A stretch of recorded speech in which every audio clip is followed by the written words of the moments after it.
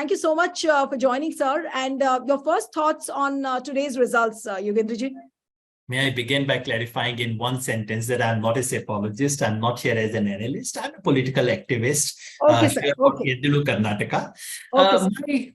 My reaction is that I think it's a great day for democracy. My entry into politics or political analysis was 1977, when ironically Congress lost. And I felt, okay, this is what democracy looks like. Today, strangely, feels exactly like that kind of a day.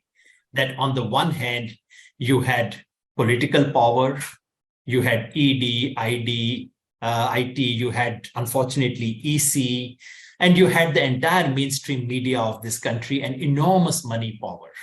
And in spite of all this, the ordinary voter of India can say, sorry, I won't take this nonsense.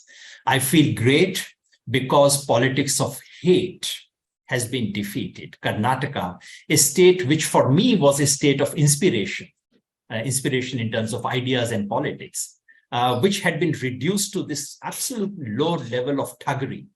That state has given a resounding no to politics of hatred. All kinds of things that they had done. Karnataka has rejected that.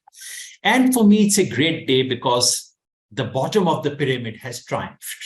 Because honestly, this was a straightforward battle between top of the pyramid and bottom of the pyramid in terms of class, in terms of caste, in terms of gender, and in terms of rural-urban. In all these four terms, BJP represented the upper half and Congress represented the lower half in this election. And there's substantial data to say all this. In all these four respects, the poor people voted for Congress, women voted more for Congress, rural areas have given a resounding victory to Congress, unlike the urban areas of Karnataka. And in the caste terms, the Ahindas have voted overwhelmingly for the Congress. So really, it's a triumph of the bottom half, of the lower orders of society, of the subalterns. Right. And what beautiful tribute can there be to democracy than this? Of course. But Mr. Yadav, according to you, what is your reading that what are those factors which have really gone against BJP? We were just discussing before you came in that it looks like a failure of brand Modi in Karnataka. Apparently, it has not clicked. People have rejected the politics of Hindutva. What else could be the reasons? Like, for example, Yadurappa was completely sidelined. BJP spokespersons would not admit to that, of course. But yes, I wanted to hear from you on this. There are elections which are lost during the campaign period, and there are elections which are lost before the campaign begins. To my mind, BJP started with a huge disadvantage even before the campaign began. Two simple reasons. Karnataka can be very unforgiving to bad governance. They have repeatedly done so. This one was particularly incompetent and corrupt. So yes, so to begin with, BJP was on a very weak wicket. On top of it, BJP made some blunders, call it them blunders or long-term policy which had short-term consequences in terms of complete fragmentation of their local unit. Leaders leaving the party, disunity, and so on. For once, Congress looked more united than the BJP, which rarely happens in Indian politics, but it did happen this time. Right. And Congress also managed to clearly recognize what its voters were and align its policy and manifesto to them. Congress's 5 guarantees. For once, Congress knew that people don't wait for manifesto. Congress had made its declarations well before the manifesto came. And all the 4 things to begin with, later on a 5th one, they were aligned to the real voters of the Congress, namely the poor, women, unemployed. These are the people who vote for you. So Congress had aligned that. So to my mind, this was a case where in any case, Congress may have been headed for a very thin majority despite, without anything. But all these moves made sure that a possible thin majority or a possible hung assembly with Congress's edge got transformed into a massive victory for the Congress. For that, the local leadership must get credit because after all, Karnataka is still one of the few states where Congress has real, genuine mass leaders. But we must also recognize that the national leadership did three things that were very helpful. Number one, the Bharat Jodo Yatra that became the trigger. And I have very interesting data to show what happened in the Bharat Jodo Yatra related constituencies. Number two, they made sure, I think they gave a very firm signals. You cannot play your family politics in the open. Play your differences in closed rooms, not outside. And third, Rahul and Priyanka personally campaigned very vigorously and thoroughly. So yes, they also played their role. So this is one of those, unusual cases that you bat well, you ball well, and your fielding is also better than your opponent. It was one of those cases. And that's why such an extraordinary result. We forget that after 34 years, any political party has had this kind of a victory in Karnataka. Last time it was 1959. Right, absolutely. But Mr. Yadav, as you're saying, it looks like a perfect match where Congress has hit a beautiful sixer. But for BJP, does it look like a case of where BJP has got everything horribly wrong, despite having the leadership with them, despite having the money, the power, the muscle, the cadre? They've got everything wrong. Well, in the long run, BJP may have played a smart card by getting rid of their leadership. In one go, I think it's possible that the Prime Minister or someone told them, ki haroge to sahi. तो घर में झाड़ू लगा लो ना एक बार अच्छे से. That's probably what they did. So maybe in the long term, they can come out smarter in the long run. But yes, I think the sheer complacency and arrogance of assuming that you can run a bad government, you can run a corrupt government, and yet all you have to do is to send Mr. Modi and he has to ignite the Hindu-Muslim fire and you would win the election. I think that may have been playing in their mind. And it's only appropriate that that arrogance has been put to rest. Right. But Mr. Yadav, also talking about the media's role, the election commission's role, and also the IT cell of BJP, why should we forget that?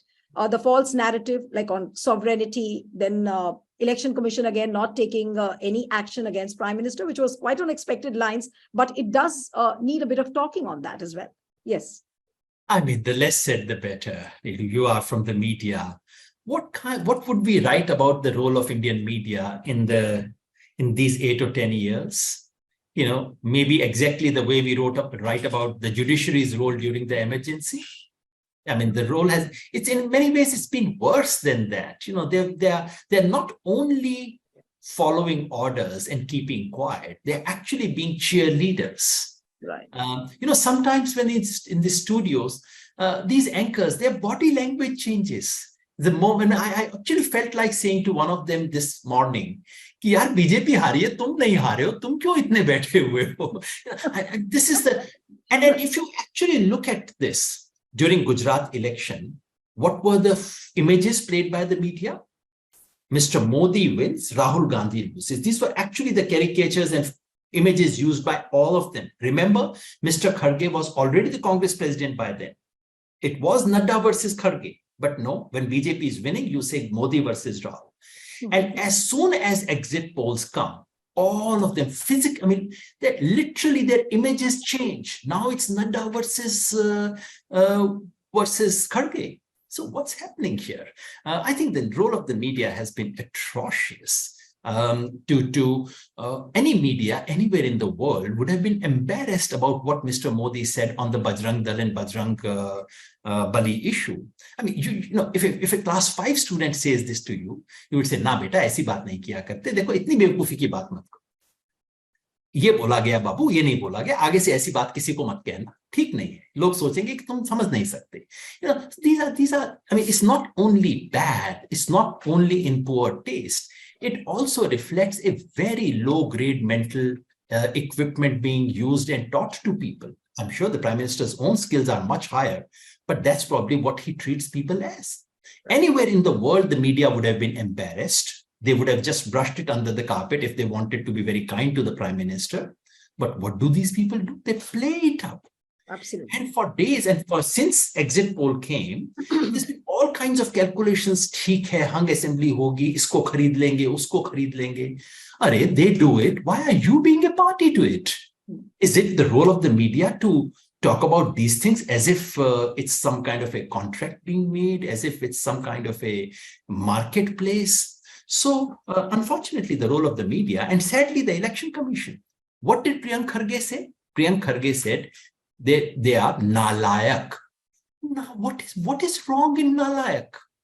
I mean, all politics is about proving that the other fellow is nalayak, incompetent. This is not Gali. This is not a 4-letter word, And the Prime Minister violated not just the law. Prime Minister has violated the recent order of the Supreme Court, this 3-year-old order, in which court said that they should be prosecuted. So it's not merely a violation of model code of conduct. It's a violation of law of the land. Nothing has happened on that. So the less said, the better, as I said. But one last question, Mr. Yadav, before we wind up our live session. What for the opposition from here on? It does look like a tall task of getting together all the parties. Obviously, the task looks easier after the Karnataka victory, but of course, many challenges from here on. So what do you think would be the way ahead for the opposition parties? Very briefly, and then we wind up. What the opposition should not do, number one, yes, go back in victory and sleep. Number two, try to prove that my party is bigger than anyone else. You have to come under my umbrella or else.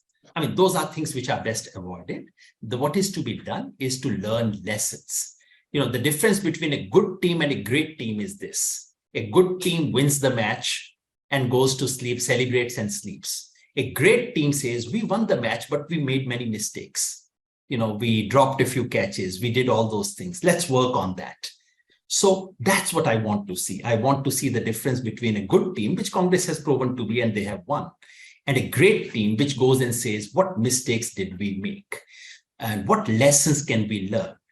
Karnataka is important because Karnataka has kept the door for 2024 open. Otherwise, the doors would have been closed completely. Today, this evening, the doors to 2024 would have been closed.